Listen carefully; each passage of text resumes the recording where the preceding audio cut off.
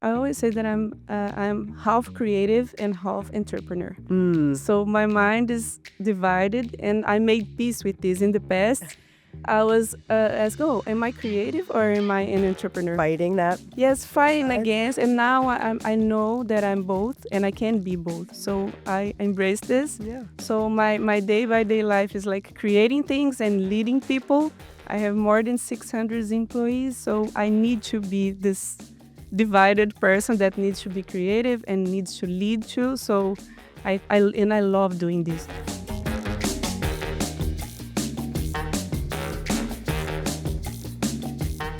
Welcome to the Women on the Move podcast. I'm your host, Sam Saperstein. This season, we're delving into how strong communities create opportunities, foster belonging, and empower leaders to make a lasting impact.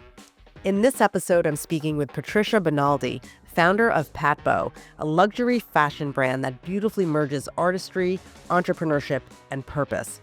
Through her in-house atelier in Brazil, she's created a global brand and a movement that uplifts women, preserves traditional crafts, and redefines what it means to lead with intention.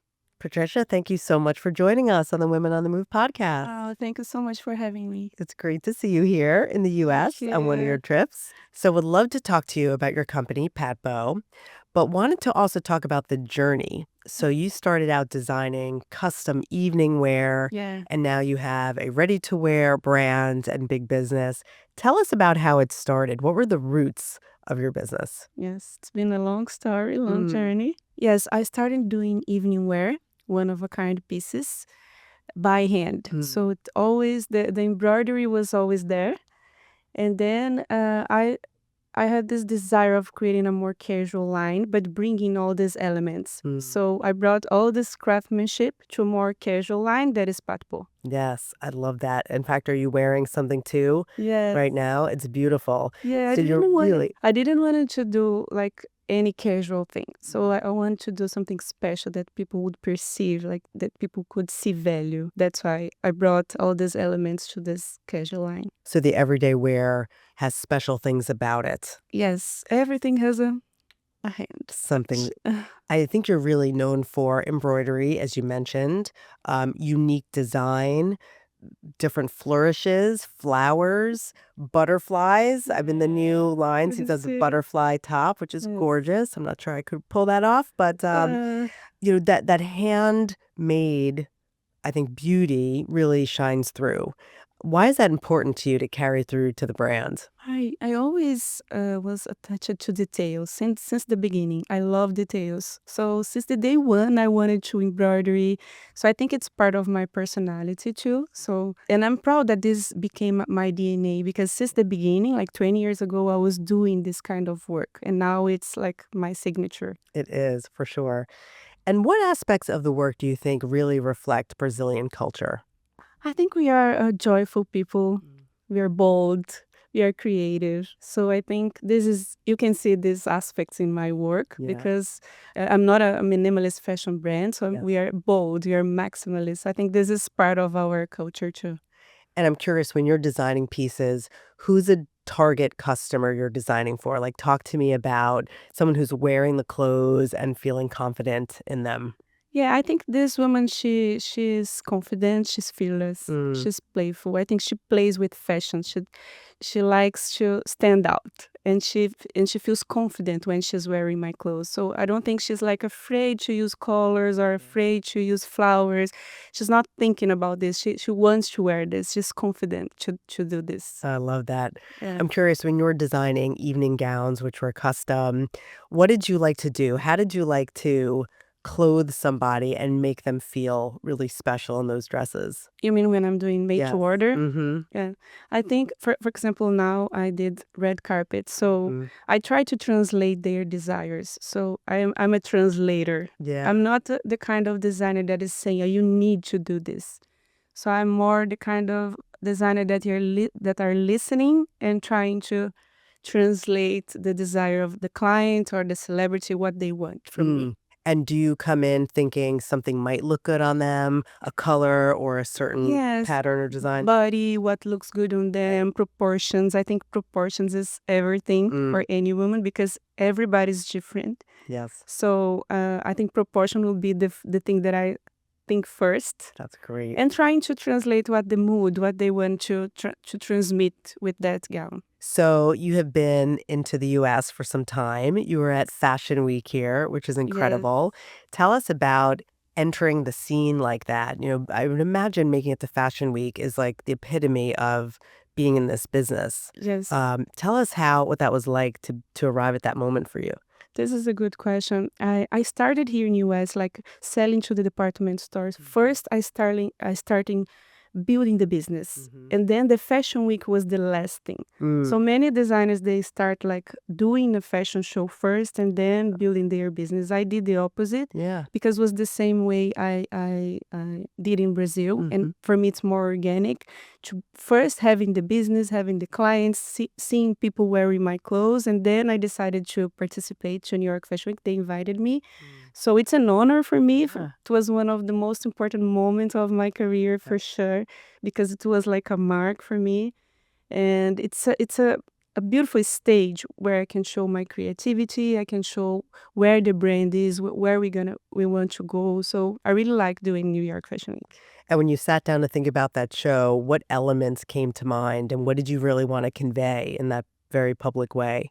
Yeah, I think Fashion Week for me is a way to translate the brand in a big way. Mm-hmm. So, where we are now, who we are, because when you're just seeing the collection in a hack, maybe you don't understand the brand. But when you are showing in a fashion show, you understand the brand, you understand the aesthetic, you understand what we stand for. So, it's a very important moment for the brand. I mean, congratulations. That is Thank really you. such an honor to be here for something like that. But as you mentioned, you had already been here working through the stores, distributing there. You have your own store in New York and in Yes. other locations. So, how do you think about building your presence on the ground, right? Not just in Fashion Week, but also every day with consumers. How does that drive you to want to create for them? Yeah, I always say that I'm half creative and half entrepreneur. Mm. So my mind is divided, and I made peace with this. In the past, I was asked, "Oh, am I creative or am I an entrepreneur?" Fighting that Yes, both fighting sides? against, and now I know that I'm both, and I Mm. can be both. Mm. So I embrace this. Yeah. So my day by day life is like creating things and leading people. I have more than 600 employees, so I need to be this divided person that needs to be creative and needs to lead too. So I love doing this. So I made peace with this show, Patricia's, and Delicious. and I'm loving I love doing that. this.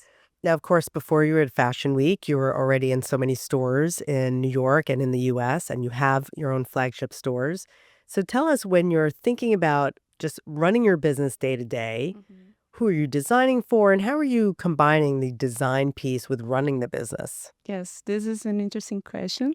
In the past, I used to think, oh my God, I'm a fraud because I'm creative and I'm entrepreneur. Which one am I? And I remember one day I called my friend, help me because I need to decide which way should I go to be creative or just an entrepreneur. And he said, you are both, you Yeah. embrace it.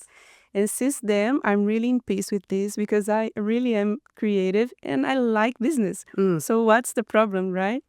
So I try to balance the both sides. If you ask me, where you want to spend more time, I Yeah. would be the creative side, Yes, yes, but I still love business. So, and I'm so grateful that I can rule my own business. So yes. if I can do this, why not? Right?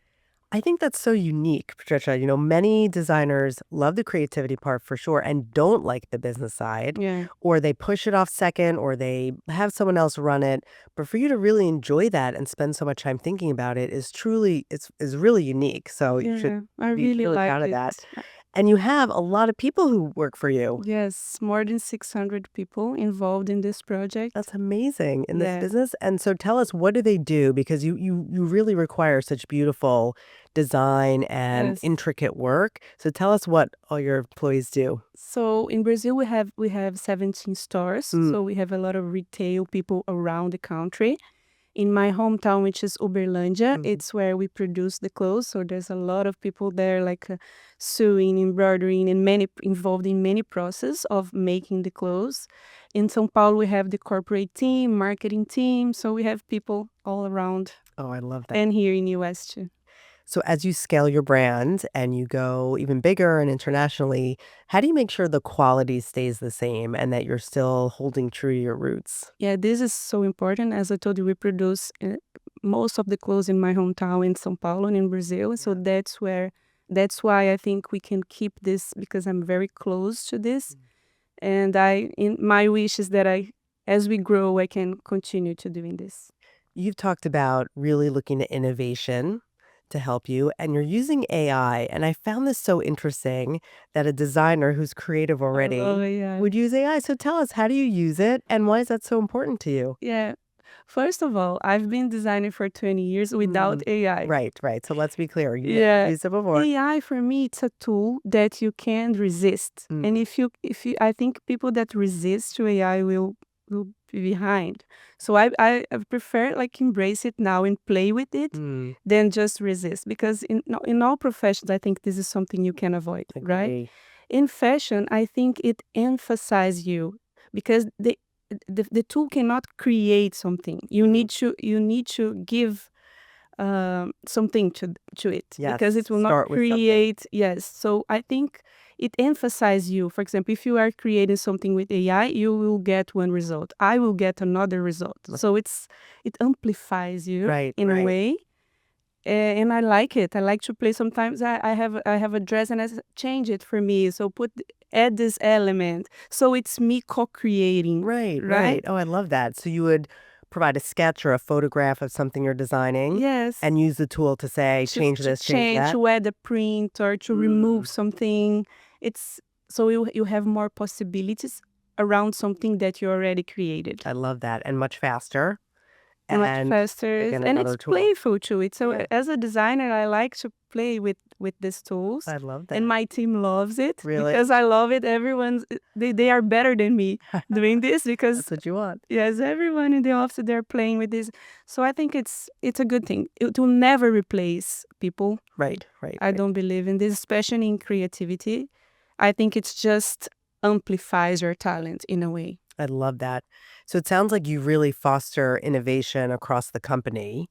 How do you work with employees to train them, to make sure that you're getting the best out of them? I think the best thing you can do is the culture that we want to be innovative. We don't want to resist to the changes, and it comes from leadership. Because if you're a leader that is always resisting to the change, people are like, they reflect you, right? So when they see me very excited about these things, so we do courses. I send like links. Let's do this. Let's do that. And everyone is like breathing innovation. You also really have taken upon yourself to teach embroidery to employees. It sounds like even beyond that, to just make sure it's part of what the artisans can do. Tell us about that. I mean, that's such a special technique. Yes. Maybe even a lost art. So how do you do that? Yeah, this is, I think, is the most beautiful part of my story. Yeah. It always started 15 years ago, very before people were talking about sustainability and all these things. I was not thinking about this. I was genuinely doing this. At that moment, I used to do all these embroidery gowns, and I thought, I don't have people to do this, and I don't want to go to another countries to do this. So how can I fix it? Yeah. So I decided to open this school. And we don't charge people in the school. We never charge it. So we invite people to learn, and they learn. And if they want to stay with us, we hire them. And if they don't want to stay, they can open their business. Maybe they just do this just for therapy. There are many reasons. Wow. But many people want to stay. So that's where I can keep doing this for all these years. And it's a beautiful project. Now it just turned in an institute. It's like a formal institute. That's great. And we've been teach more than 500 women. So Wow. And you've really given people livelihoods. You're upskilling them, you're training them, and then they, of course, can be employees for you. So it's a wonderful cycle. And they are teaching. And they're teaching too. So this is the best part for me. I love that. Yeah. So Patricia, thinking about all the women you've trained in your business. I'm wondering if there's a story of someone whose life you really changed. So there's one story that always repeat that they tell me, and I love this because it's so important for me. That is listening that they can pay the university for their kids. Oh, So this is something that fills my heart because it's teaching, and they are learning that they need to they need to send their kids to the school too. So it's something that are already learning. They have the money to put them in the school. So for me, this is amazing to hear. so the women you've been hiring in your job, because of the money they're making, they are now using Yes, to that's put it. their children through Yeah. school. That's incredible. They can pay for their kids to go to the school. Right. I mean, that is life-changing for all the generations to come. Yes. And there many of them tells me the same story. That's why I'm telling this story for you. Thank you. Okay, so take us back even further when you were a child, growing up with the influences of your mother and making your own clothes. How did Yes. that influence the person you became and the founder you became? She was the reason for sure. Yeah, I came from a poor family, so at that time we couldn't buy clothes all the time. So we had this habit to go to the store that sells fabrics. Yeah. And then it was the Disneyland for me. So, oh, I want this fabric, I want that fabric. My imagination, because I wasn't buying a ready Right. garment, I needed to think about. What it would look like, the Yes. design. So Right. that's why I think since the beginning, I was like always thinking about it. I need to think about the garment, the clothes. So it was like playful moment for me when I really waited for this moment. And then since then, it's like history. I love fabrics until now. I It's bet. how my brain operates. I mean, you really grew up doing this. It's like core to who you are. Yes. So you're thinking about this all the time. Yes. Now, you started in law, which is such an interesting place, pre-fashion. So I'm wondering, why did you take that step before starting your own business? Yes, I think there was maybe a misconception that fashion was not a good profession to follow. Yeah. I don't know, nowadays maybe it's too better, but at that time was like, oh, you won't make money, this is not a future for you. So this thought that I think it's a culture thing. And then I decided to do law because I was like a very nerd and I wanted to do like good, beautiful things in law. But then fashion It got you got started. me, Got that a whole group. and I'm here. Ah, and when you had that conversation with your parents and you said, I think I'm going to change now, what was the response? Yes, my mom was okay, and my husband was the one that really supported me. Oh, He good. said, you should do this, it's your talent, and it helped a lot. And at what point did you realize that being in such a creative business could be an outlet to really support others in the community, with the embroidery and the other teaching that you mentioned? Yeah, since I opened my atelier, I saw that many people, they had so much talent, but no opportunities. So I think I really believe in teaching. Because when you teach someone that wants to learn, you are opening all the doors. Like Incredible. that's what I really believe in. I want to do more of this in my future for sure. So I think this was the moment for me that I saw that I could do the difference. Oh, I love what you said too, that you were teaching them not only to work for you, but maybe some of them went on to create their own Yeah, businesses. and I have many of them that have small ateliers. Wow. And Yeah. that's not very typical. You would see that. People might say that feels competitive. Why would I do that? But you are really doing that out of an abundance of that generosity, I think, to Because help. I really love handmade work and craftsmanship, and I don't want it to die. Mm. And I want to build this legacy. I won't be here, but I know this will be here. So this is something that fulfills my heart because I know this will exist, at least in my hometown. Yes. Will be a lot. Yes. Well, with enough teachers, maybe they'll move and they'll expand Yeah. it. And how do you feel that your identity as a Brazilian woman has helped you be a leader and translate that into the culture of your business? I think, as I told you, I think we are resilient because we've been through a lot. So we need to be resilient. We need to be creatives and we need to improvise a lot. So I think all these elements help an entrepreneur person, right? Yeah. You need to improvise. You need to be scrappy. And I think this is something that every Brazilian learns because we have so many difficulties to overcome that you have these tools, right? So when you maybe encountered any challenge in your business, how did the community help you in return? Were there people who stepped in, mentors, or just others who had worked with who helped you? I have so many help. Yeah. I don't have words to describe. I think I always say I'm a keeper, so I have people that work for me like for 15 years. I have my first employer with me. Oh my goodness. So I think all these people that believe in what I do, Yeah. it doesn't matter if it's here or here, because business is like this, right? It's not always stable. I think the purpose, because I'm not only selling clothes. I know what I'm doing, so it's not just selling. It's more than this. Yeah, I think I have a lot of help in many ways. That's beautiful. No, you could see that.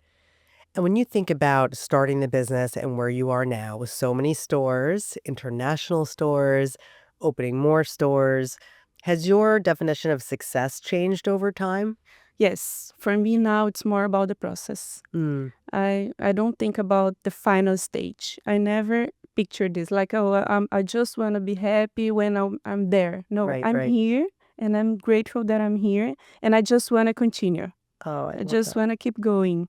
I don't have this final step in my mind, like this is the day when I'll be happy or I'll be successful. I mean, you're saying something so many people wish they could do, I think, which is enjoy the process. I really enjoy it. Yeah, clearly you do. I really enjoy it. Because I think the flip side is when you set that goal, many people will reach that goal, but it's not making them happy. And Yes. then they haven't enjoyed it And then along the all way. this process in between, Right, right? right. But it sounds like you really are in the moment, are I'm in the enjoying each moment. success as it Yeah. comes, which is Yes. great. I'll tell you, just being, you're looking at your clothes online, there's such a vibrancy to them. Again, the flourishes, the colors, there's short things, there's long things, there's Yeah. tops that I might not ever get a chance to wear. No, Um, you have. but really, there's so many, I think, ways to express yourself in your clothes. And I wonder when you sit down to design a collection, you're going to think about next fall or whatever it is. What comes to mind for you? Where do you start in that process? I always say that I'm a mix of everything that surrounds me. Mm, So if I'm with fabrics around me, I'm playing with them. So I create with what I have. yeah. So I think this is part of my background. So I can create with anything that is in my hands or around me. So, and I know this woman, I know what she wants. So, Yes. and as I told you in the previous question, I want to translate people's desires. I don't want to do something that is just, you need to wear this. This is fashion. This is not fashion. I don't like this approach. I'm more like, what do you want from this brand? And I will translate. Mm, I'll give my touch, yeah. but it's from me. It's from you. The desire is yours. So Yes. I'm translating this. What are the items that women tend to want to wear the most that make them feel great? And PatBO, I think the dresses for sure. Number Mhm. number one bestsellers are dresses, long mini dresses, mid dresses, because it's flattering. They feel Yeah. like amazing when they're everyone asks, "Oh, where is this from? Everyone is this from?" Yeah. Yeah, It's a distinctive style. yeah, and you can see this is PatBO. And will you have women of different ages wearing everything? Yes, different ages wearing Mm, everything, and you can see more and more the women are not so attached to age and this clothes is for this age. yes. PatBO is against this. Interesting. Totally against. So if I were to walk into the store, it's not like someone would show me something They would and then never other things. look at you and say, "Oh, you can't wear this." Yes. No, this is I impossible for appreciate us. that. This That's is gonna make me feel impossible. better. And so when you think about your team and how you want to lead them, what values do you want to convey to them as head of the business? I lead by example.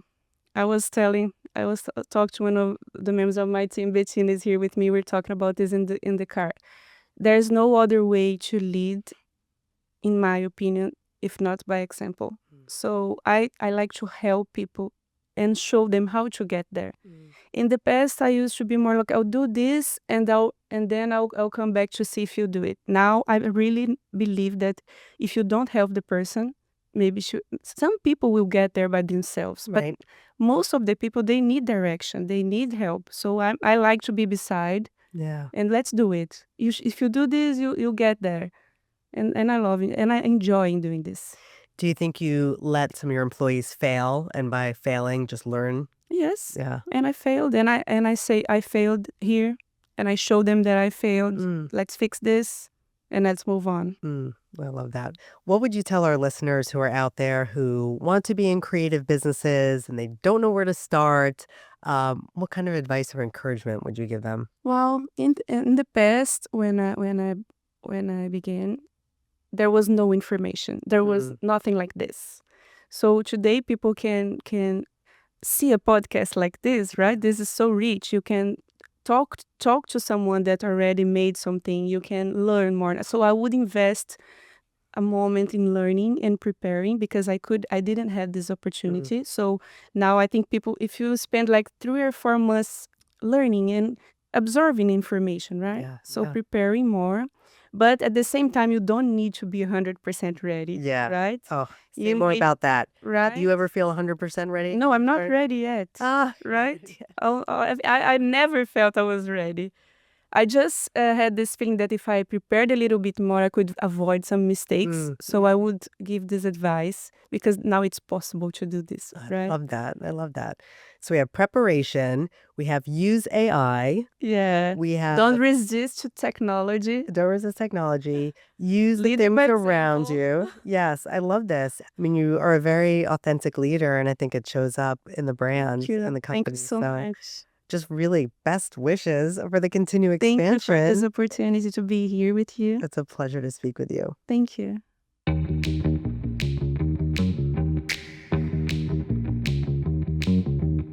Thank you for listening to my conversation with Patricia Bonaldi.